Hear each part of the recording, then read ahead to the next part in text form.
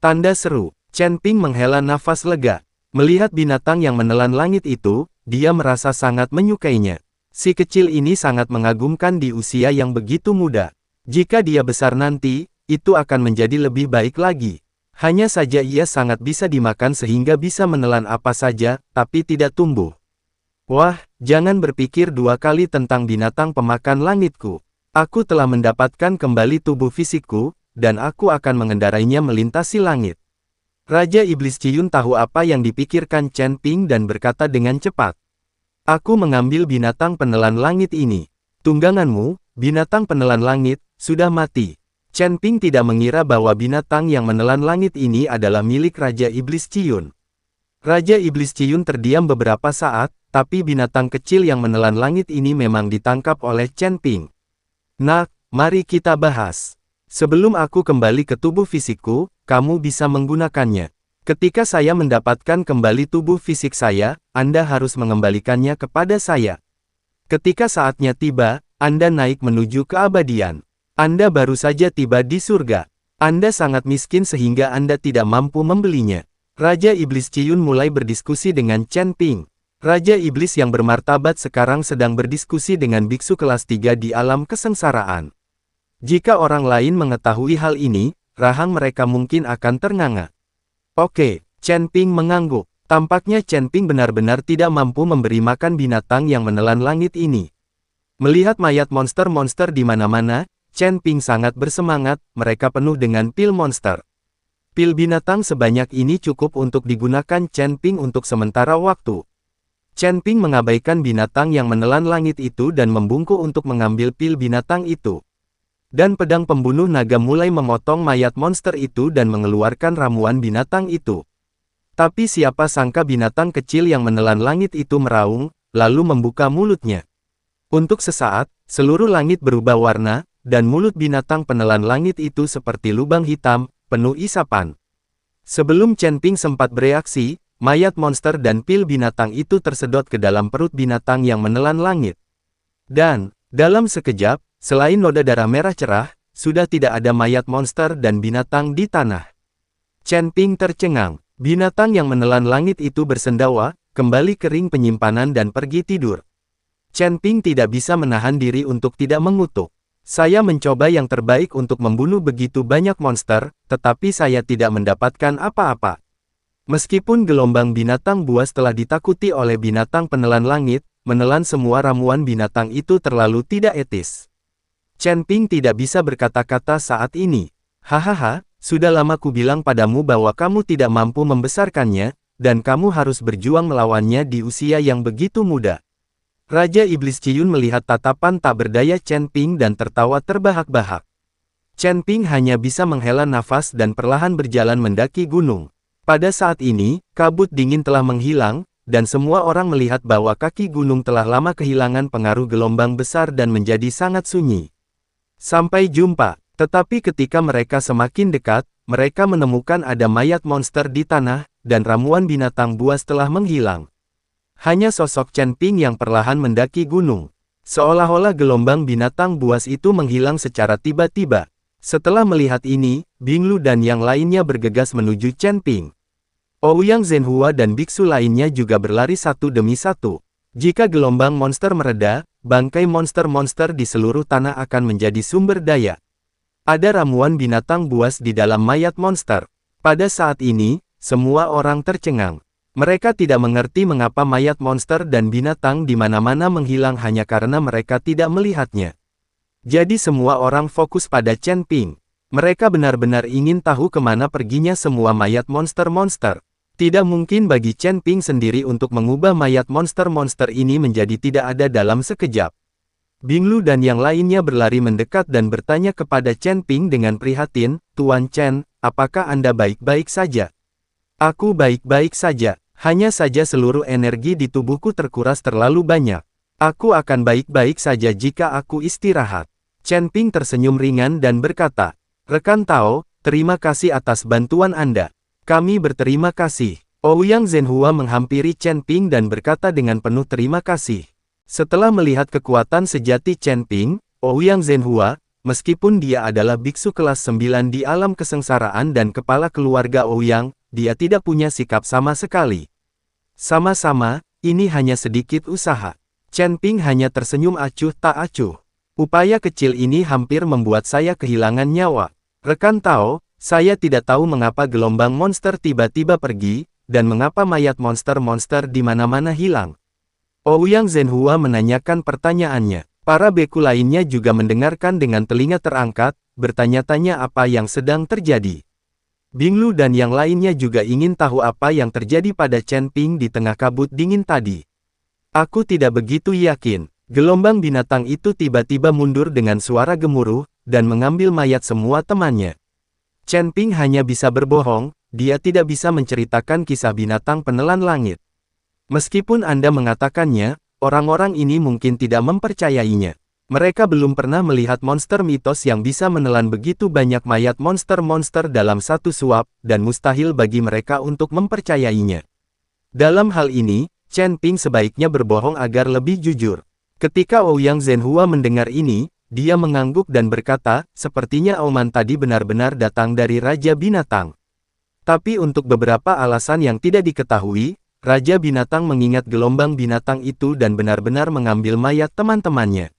Itu sepertinya Beast King telah melepaskan tembakan.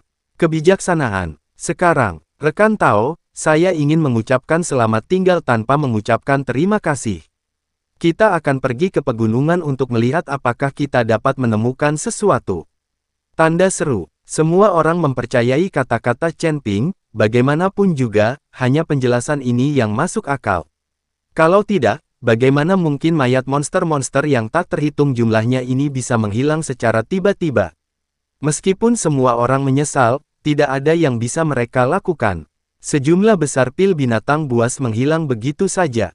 Jika sesama penganut Tao membutuhkan bantuan, keluarga Ouyang saya juga akan membantu. Kata Ouyang Zhenhua pada Chen Ping. Dia tahu bahwa Chen Ping berselisih dengan keluargamu, jika tidak, kedua pihak tidak akan saling memukul dengan batu. Ouyang Senior, bolehkah saya mengajukan pertanyaan?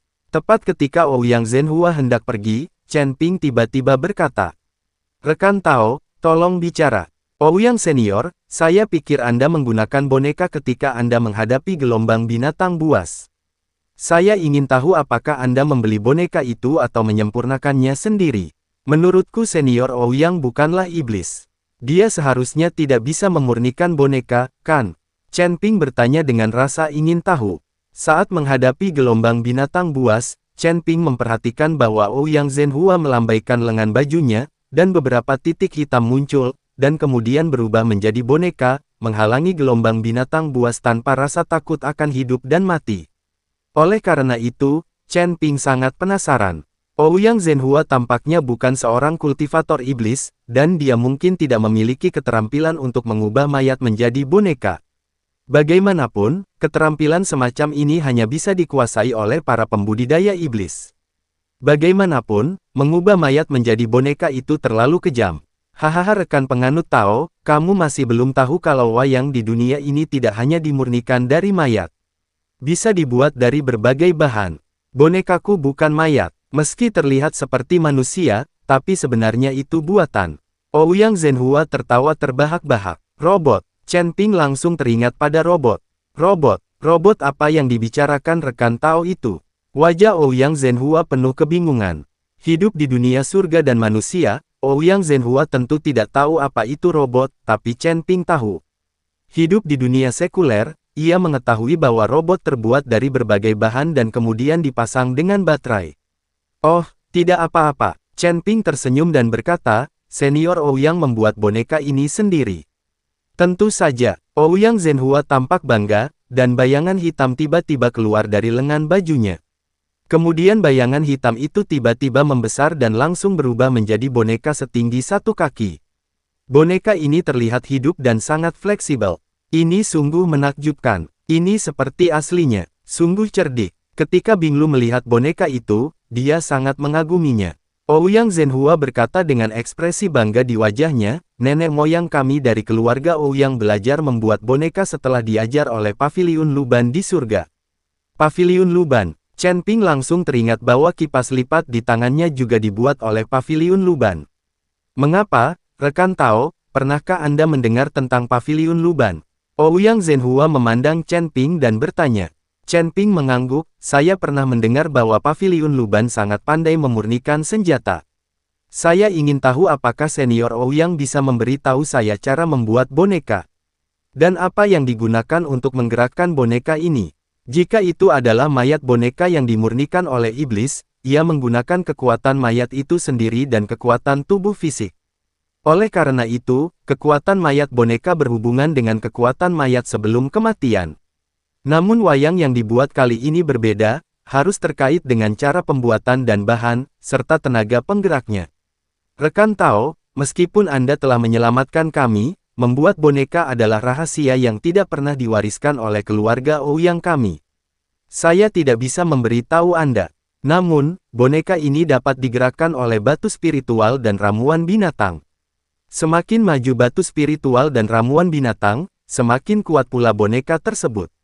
Kata Ouyang Zhenhua. Mendengar apa yang dikatakan Ouyang Zhenhua, Chen Ping tidak terkejut. Bagaimanapun juga, ini adalah keahlian unik keluarganya.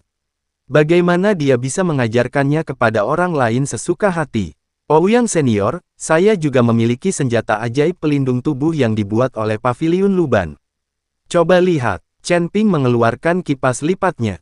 Ouyang Zhenhua mengambilnya, melihatnya dengan hati-hati, lalu berkata dengan penuh semangat, ya, ini memang dibuat oleh Paviliun Luban, tapi benda ini rusak. Saya khawatir tidak akan digunakan beberapa kali. Tanda tanya petik 2. Ouyang Senior, saya berikan kipas lipat ini, bisakah Anda memberitahu saya cara membuat boneka? Kuantitas. Namun, kipas lipat ini dapat memblokir pukulan dari puncak alam kesengsaraan, dan tetap tidak ada masalah. Aku berjanji tidak akan memberitahu siapapun tentang hal itu, aku hanya penasaran. Chen Ping dengan enggan memberikan kipas lipat tersebut kepada Ouyang Zhenhua sebagai imbalan atas metode pembuatan boneka. Meskipun Chen Ping dapat menggunakan teknik pedang 9 bayangan untuk mengkloning dirinya sendiri, klon tersebut masih menghabiskan kekuatan tubuhnya.